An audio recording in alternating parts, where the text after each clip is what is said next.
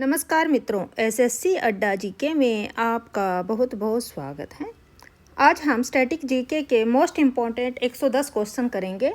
यहाँ से सभी परीक्षाओं में प्रश्न बार बार पूछे जाते हैं। तो यह जो आज प्रश्न लिए गए हैं 110, यहाँ से 3 से 4 नंबर के प्रश्न हर एग्ज़ाम में ज़रूर पूछे जाते हैं, वह चाहे कोई भी गवर्नमेंट एग्ज़ाम हो। तो आइए स्टार्ट करेंगे। स्टार्ट करने से पहले आप हमारे चैनल को लाइक, सब्सक्राइब और शेयर ज़रूर करें। भारत की सर्वाधिक प्राचीन लिपि है तो कौन सी? आप सभी को पता है, सबसे प्राचीन लिपि भारत की है ब्राह्मी लिपि। कौन सी? ब्राह्मी लिपि है। अशोक ने किस लिपि का प्रयोग राष्ट्रीय लिपि के रूप में किया है? तो इन्होंने राष्ट्रीय लिपि के रूप में ब्राह्मी का उपयोग किया है। ब्राह्मी लिपि का यूज इन्होंने किया था। प्राचीन भारत में कौन सी लिपि दाईं ओर से बाईं ओर लिखी जाती थी? तो यह कौन सी लिपि है? तो यह है खरोष्टी लिपि। कौन सी है? खरोष्टी लिपि। तो देखिए, जो ये लिपियां हैं, ब्राह्मी लिपि, खरोष्टी है, तो अशोक के टाइम में जब भारत में शिलालेख का प्रचलन सबसे पहले कब आया था? तो भारत में शिलालेखों का प्रचलन सर्वप्रथम अशोक ने किया था। किसने किया था? अशोक ने। ये क्वेश्चन कई बार एग्जाम में आ जाता है कि शिलालेख का प्रचलन सर्वप्रथम किसके द्वारा स्टार्ट किया गया? तो क्या लिखेंगे? अशोक। आप जानते हैं अशोक महान को। महान क्या थी? महान इनकी एक उपाधि थी जो इन्होंने धारण की थी। अशोक जो शिलालेख हैं, अशोक के जो शिलालेख थे, अशोककालीन जो शिलालेख हैं, तो इन्होंने उसमें कौन सी लिपि का प्रयोग किया है? तो इनके द्वारा शिलालेखों में जिस लिपि का प्रयोग किया गया है वो है ब्राह्मी लिपि, खरोष्टी लिपि, उसके अलावा ग्रीक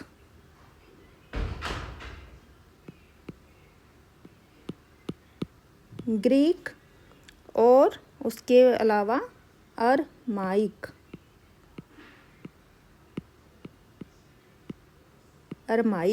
ये लिपियां जो इनका प्रयोग, 4 तरह की लिपियों का प्रयोग अशोक के शिलालेखों में हमें मिलता है। कितनी लिपियों का? 4 तरह की। जैन साहित्य को कहा जाता है, क्या कहा जाता है? तो जैन साहित्य को आगम कहा जाता है। अच्छा, साथ ही आपको एक चीज़ और बता देते हैं, अशोक के द्वारा जो शिलालेख हैं, कितने शिलालेख हम लोगों को प्राप्त हुए हैं? तो इनके द्वारा जो शिलालेख हैं वो 14 शिलालेख, कितने? 14 शिलालेख हमें प्राप्त होते हैं। जो शिलालेख से संबंधित अलग से एक वीडियो है वो हम आपके डाल देंगे, वहाँ से आप अच्छे से इन चीज़ों को देख सकते हैं। अगर हमने यहाँ पर ज़्यादा किया तो वीडियो काफ़ी लंबी हो जाएगी। नेक्स्ट क्वेश्चन है, जैन साहित्य को कहा जाता है? तो अभी आपको बताया है, जैन साहित्य को आगम कहा जाता है। जैन धर्म का सबसे महत्वपूर्ण ग्रंथ है तो कौन सा है? इसका सबसे महत्वपूर्ण जो ग्रंथ है वह है कल्प सूत्र। कौन सा? कल्प सूत्र इनका। अच्छा, जैन धर्म है, जो जैन शब्द किससे बना है? तो जैन शब्द जिन शब्द से बना वो है जी धातु से। किससे बना है? जी धातु से। जैन धर्म जो है, तो जैन शब्द किससे बना है आपको बता देते हैं अभी। जी, तो यह है जी धातु से बना है।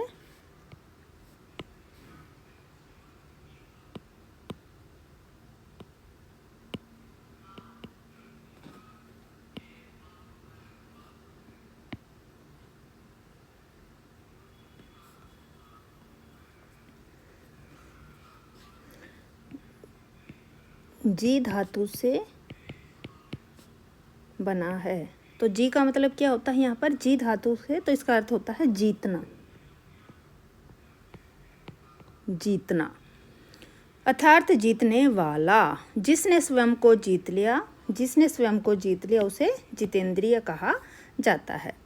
त्रिपिटक धार्मिक ग्रंथ है। तो जो त्रिपिटक ग्रंथ है वह किनका है? तो वह बौद्धों का धर्म ग्रंथ है। किसका है? बौद्धों का धर्म ग्रंथ है।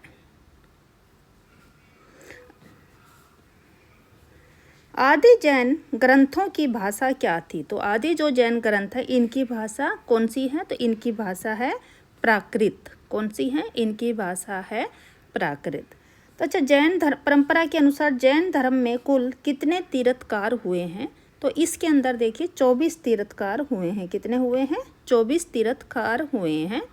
प्रथम इसमें कौन है? तो प्रथम इनके हुए हैं जैन धर्म के ऋषभदेव। और जैन धर्म के 24वें तीर्थकारों में अंतिम कौन थे? तो अंतिम महावीर स्वामी हुए थे।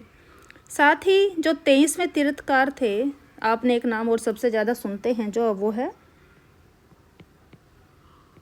पार्श्वनाथ। तो ये इनके 23वें तीर्थकार थे। 23वें। वेदों की संख्या कितनी है? तो वेदों की संख्या आप सभी को पता है कितनी है? तो वेदों की संख्या 4 है। आपको पता ही है, ऋग्वेद, सामवेद, यजुर्वेद और ऋग्वेद, सामवेद, यजुर्वेद और चौथा जो है वो है अथर्ववेद। ऋग्वेद इनमें से सबसे प्राचीन ग्रंथ है। अच्छा, इनमें क्या होता है? जो वेद हैं इनके अंदर सूक्तियाँ होती हैं, जिसमें सबसे ज़्यादा जो सूक्तियाँ हैं वो किसको समर्पित हैं? तो सबसे ज़्यादा जो ऋग्वेद में सूक्तियाँ समर्पित हैं वह 250 सूक्तियाँ हैं। कितनी? 250 किसको हैं? इंद्र को। इंद्र को समर्पित है और 200 अग्नि को। गायत्री मंत्र किस ग्रंथ में शामिल है? तो जो गायत्री मंत्र है वो कहाँ से लिया गया है? तो यह ऋग्वेद से लिया गया है। ऐसा एकमात्र वेद जो गद्य एवं पद्य दोनों में लिखा है वह है, तो वह है यजुर्वेद। अगर क्वेश्चन आ जाते कि एकमात्र ऐसा कौन सा वेद है जो गद्य और पद्य दोनों में लिखा गया है, वह बताएं, तो आपको बताना है यजुर्वेद। अस्तोमा सद्गमय सूक्ति कहाँ से ली गई है? तो यह ऋग्वेद से ली गई है। भारत के राष्ट्रीय चिन्ह के नीचे अंकित सत्यमेव जयते शब्द किस ऐतिहासिक ग्रंथ से लिया गया है? तो यह लिया गया है मुंडको उपनिषद से। किसके लिया गया है? मुंडको उपनिषद से। वेदांत किसे कहा जाता है? तो वेदांत किसे कहा जाता है? यह उपनिषदों को कहा जाता है। प्राचीनतम हिंदू महाकाव्य है। तो प्राचीनतम हिंदू जो महाकाव्य है वह है रामायण। क्या है? रामायण। बौद्ध धर्म की किस एक शाखा में मंत्र, हठ योग एवं तांत्रिक आचारों की प्रधानता है? तो बौद्ध धर्म की जो एक शाखा है एक शाखा है जिसमें मंत्र, हठ योग और तांत्रिक आचारों की प्रधानता दी गई है, तो उसको कौन सा है? तो वह है हीनयान। कौन सा? हीनयान। बौद्ध धर्म के 5 महाव्रतों का उल्लेख सर्वप्रथम कहाँ मिलता है? तो यह मिलता है छांदोग्योपनिषद में। कहाँ पर? छांदोग्योपनिषद में। 4 वेदों में से किस एक में जादुई माया और वशीकरण का वर्णन है? तो यह मिलता है आपको जो चतुर्थ वेद है, जो चौथा वेद है अथर्ववेद, इसमें मिलता है। इसमें जो तंत्र मंत्र है, तंत्र मंत्र दोनों आपको देखने को इसमें मिलते हैं। ईसा मसीह का जन्म स्थल है कहाँ पर है? तो यह है बेथलेहम। बेथलेहम। इनके जो और इनके लिए कौन सा एक त्यौहार मनाया जाता है? तो वह है गुड फ्राइडे। Good Friday. किसके शासन में गुरु नानक देव ने सिख धर्म की स्थापना की थी? वह कौन था? तो गुरु नानक देव ने सिकंदर लोदी के टाइम में क्या किया था? तो सिकंदर लोदी के समय में इन्होंने, गुरु नानक देव ने क्या किया था? सिख धर्म की स्थापना की थी। साथ ही आपको पता होगा जो गुरु नानक देव हैं सिखों के पहले गुरु हैं। कौन से गुरु हैं? सिखों के पहले गुरु थे जिन्होंने सिख धर्म की स्थापना की थी। और अंतिम कौन थे? अंतिम गुरु थे इनके, सिखों के अंतिम गुरु गोविंद सिंह। उन्होंने बाद में गद्दी को समाप्त कर दिया गया था, उनके द्वारा क्या कर दिया गया था? गद्दी को समाप्त कर दिया गया था।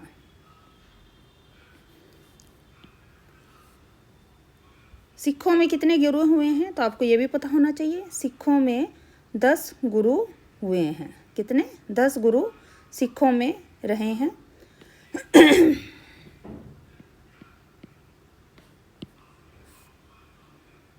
नेक्स्ट क्वेश्चन देख लेंगे। महावीर का प्रथम अनुयायी कौन था? तो इनका प्रथम अनुयायी जो था यह जमाली था। और यह कौन था? यह इनका दामाद था। किनका? महावीर स्वामी का दामाद ही इनका पहला अनुयायी था।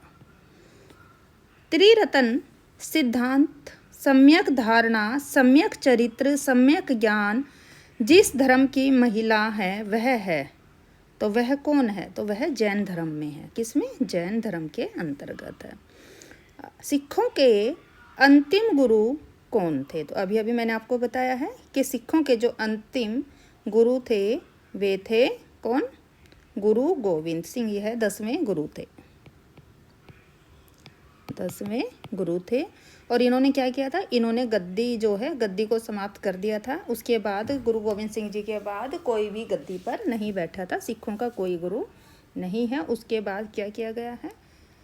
उसके बाद जो उनका महाग्रंथ है उसी को पूजनीय माना गया है। खालसा पंथ की नींव किस सिख गुरु ने डाली थी? तो खालसा पंथ का जो आरंभ किया गया था सिखों में, किसने किया गया था? तो यह गुरु गोविंद सिंह ने ही किया था। जब इन्होंने गद्दी को समाप्त कर दिया तो इसके बाद इन्होंने खालसा जो पंथ है उसकी नींव डाल दी गई थी। नेक्स्ट क्वेश्चन है, किस सिख गुरु ने अमृत सरोवर, अब जो अमृतसर के नाम से जिसको आप जानते हो, देखिए जो अमृतसर है इसका प्राचीन नाम क्या था? तो इसका प्राचीन नाम था अमृत सरोवर। तो जो सिखों के गुरु थे, तो सिख के गुरु ने कौन सा गुरु है? उन्होंने ये पूछा कि किस गुरु ने अमृत सरोवर यानी कि अमृतसर नामक एक नए नगर की स्थापना की थी। तो ये कौन से गुरु थे? ये थे गुरु रामदास। तो ये कौन से गुरु थे? गुरु रामदास। तो सबसे पहले आपको बताया है गुरु नानक जी। तो गुरु नानक के बाद उनके जो शिष्य थे गुरु अंगद सिंह, जिनका नाम प्राचीन में उनका नाम लहना था, लेकिन बाद में उनका गुरु अंगद के नाम से उनको पुकारा गया है। इन्होंने क्या किया था? तो गुरु जो उनके दूसरे गुरु थे अंगद सिंह, इनका नाम क्या था? लहना।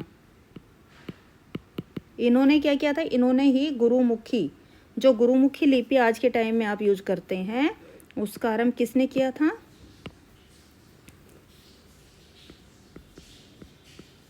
गुरुमुखी लिपि जो है वह गुरु अंगद सिंह के द्वारा ही प्रचलन में आई थी। इन्होंने ही गुरुमुखी लिपि की स्थापना की थी। गुरु अमरदास, ये कौन थे? तो ये गुरुओं के तीसरे गुरु थे, जिन्होंने क्या किया था? इन्होंने सिख संप्रदाय को एक संगठित कर दिया था। साथ ही इन्होंने, ये कब थे? ये बादशाह अकबर के टाइम थे। गुरु रामदास ने ही क्या किया था? तो इन्होंने, अकबर ने इनको क्या किया था? 500 बीघा जमीन दी थी। किसको? सिखों के गुरु रामदास का। तो गुरु रामदास जी को 500 बीघा जमीन किसने दी थी? अकबर ने दी थी, जिस पर इन्होंने क्या किया था? इन्होंने अमृतसर नगर की स्थापना की थी। किस सिख गुरु ने हरमिंदर साहिब स्वर्ण मंदिर की स्थापना की थी? तो जब देखिए नगर किसने बसाया? तो नगर तो बसाया था गुरु रामदास जी ने, लेकिन हरमिंदर साहिब जो स्वर्ण मंदिर है इसकी स्थापना किसने की थी? तो इसकी स्थापना गुरु अर्जुन देव जी ने की थी। यहूदी धर्म के संस्थापक कौन माना जाता? तो ये पैगंबर मूसा थे।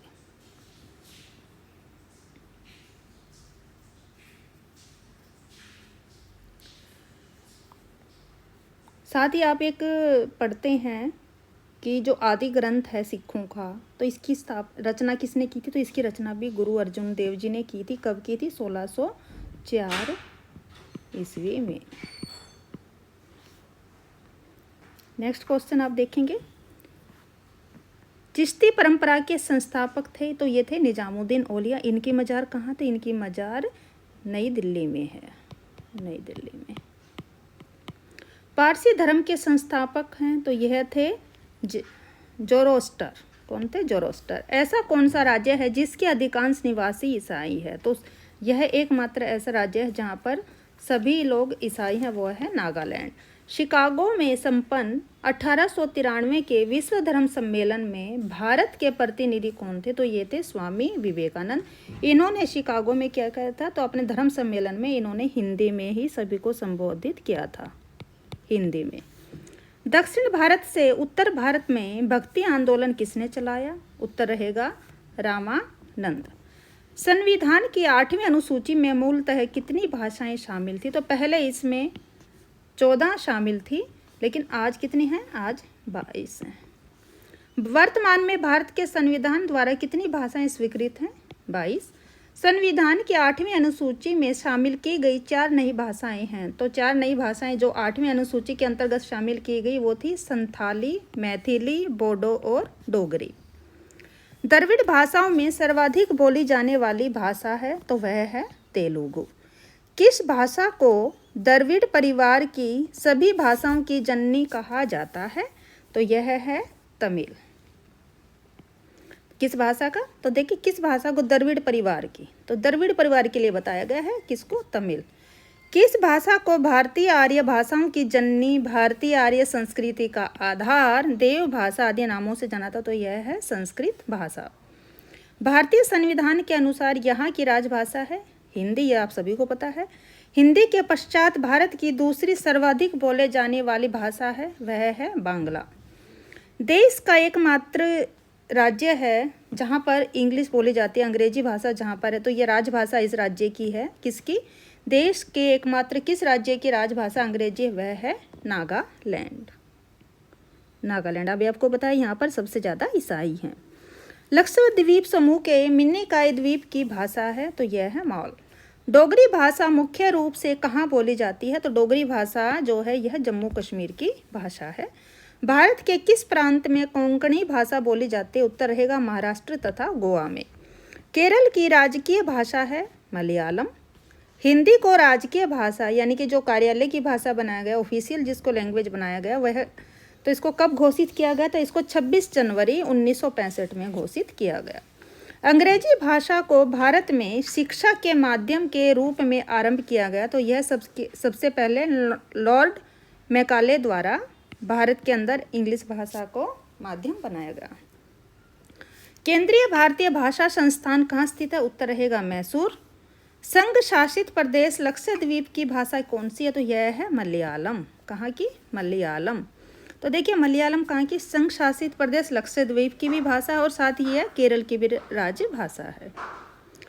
कितने प्रतिशत भारतीयों की मातृभाषा हिंदी है? उत्तर रहेगा 41%। पंजाबी भाषा किस लिपि में लिखी जाती है? अभी आपको बताया है गुरुमुखी में। भारत में रेडियो प्रसारण का प्रारंभ किस वर्ष हुआ? उत्तर रहेगा 1927 ईस्वी में। किस वर्ष भारतीय प्रसारण सेवा का नाम परिवर्तित कर ऑल इंडिया रेडियो कर दिया गया? उत्तर है 1936 ईस्वी। ऑल इंडिया रेडियो का नाम परिवर्तित कर आकाशवाणी किस वर्ष किया गया? उत्तर रहेगा 1957 ईस्वी में। किस वर्ष दूरदर्शन को आकाशवाणी से पृथक कर दूरदर्शन नामक स्वतंत्र संगठन की स्थापना की गई? तो आकाशवाणी और दूरदर्शन को कब अलग किया गया? तो उत्तर रहेगा इसको 1965 में। तो दूरदर्शन के अलग संगठन की स्थापना 1965 में हुई। भारत में प्रयोगात्मक दूरदर्शन की शुरुआत कब हुई? तो इसकी हुई 15 सितंबर 1959 ईस्वी। दूरदर्शन से रंगीन कार्यक्रमों की शुरुआत कब से हुई? उत्तर रहेगा 1982 ईस्वी में। विश्व में डाकघरों का सबसे बड़ा जाल किस देश में पाया जाता है? उत्तर है भारत। भारत को कितने डाक जोन में विभाजित किया गया है? तो यह 8 जोन में विभाजित है, साथ में एक जोन है आर्मी का, तो टोटल हो जाता है 9। पिन कोड या डाक सूचकांक का प्रथम अंक क्या दर्शाता है? तो देखिए, आप जो आपका जो शहर का एक पिन कोड रहता है और डाक का एक सूचकांक रहता है, तो क्या होता है, वह जोन को दर्शाता है। भारत में डाक सूचकांक में कुल कितनी संख्याएं हैं? उत्तर रहेगा 6। भारत में डाक टिकट किस गवर्नर जनरल के शासनकाल में शुरू किया गया? उत्तर रहेगा लॉर्ड डलहौजी। भारत में आधुनिक डाक प्रणाली का प्रारंभ कब हुआ था? तो यह 1854 ईस्वी में। कुरियर सेवा से प्रतिस्पर्धा के लिए भारतीय डाक विभाग ने द्रुत डाक सेवा यानी कि स्पीड पोस्ट सर्विस को आरंभ किया गया था। कब आरंभ हुआ था इसका? तो यह हुआ था 1986 ईस्वी में। भारत में प्रथम हवाई डाक सेवा की शुरुआत कब हुई? तो यह इलाहाबाद नैनी के मध्य हुई थी। भारत में प्रथम तार सेवा की शुरुआत हुई तो यह कोलकाता से डायमंड हार्बर के मध्य स्टार्ट की गई थी। डाक विभाग की स्थापना कब हुई थी? उत्तर रहेगा 1854 ईस्वी में। विश्वविद्यालय अनुदान आयोग, जो वर्तमान में विश्वविद्यालय विकास आयोग, इसकी स्थापना किस वर्ष की गई? तो यह 1956 में की गई। राष्ट्रीय शैक्षिक अनुसंधान और प्रशिक्षण परिषद यानी कि NCERT की स्थापना कब की गई? उत्तर रहेगा 1961 ईस्वी में। राष्ट्रीय साक्षरता मिशन की शुरुआत कब हुई? उत्तर रहेगा 1988 ईस्वी। भारतीय शिक्षा के 10+2+3 आकार की सिफारिश किसने की थी? तो यह की थी कोठारी आयोग के द्वारा, यह सिफारिश की गई थी।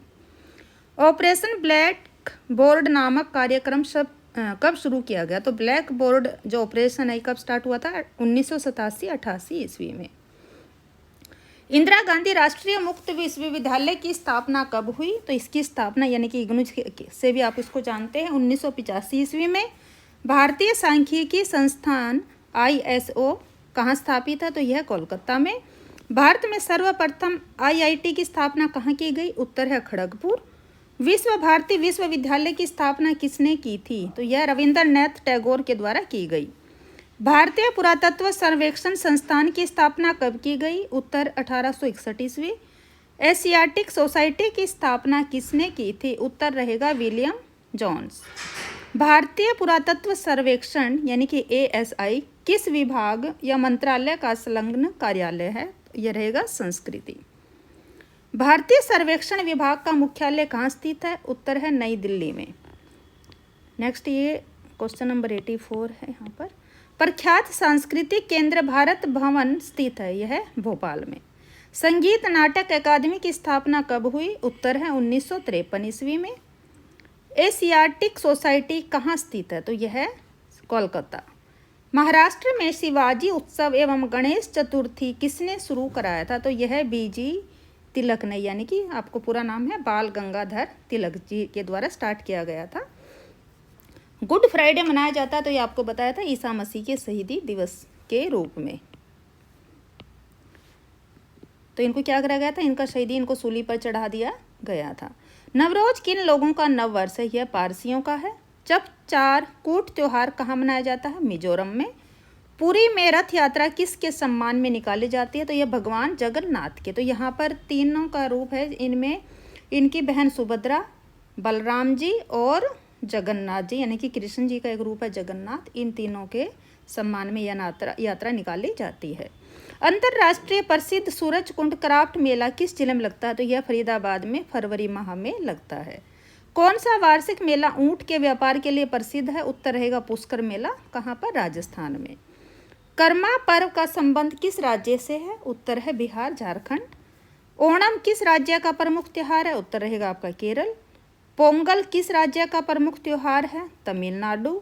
भोगाली बिहू किस राज्य का प्रमुख त्योहार है? उत्तर रहेगा आपका असम। रंगोली बिहू किस राज्य का प्रमुख त्योहार है? असम। वैसाखी किस राज्य में मनाया जाने वाला प्रमुख त्योहार है? तो यह पंजाब में मनाया जाता है। कब मनाया जाता है? 13 अप्रैल को।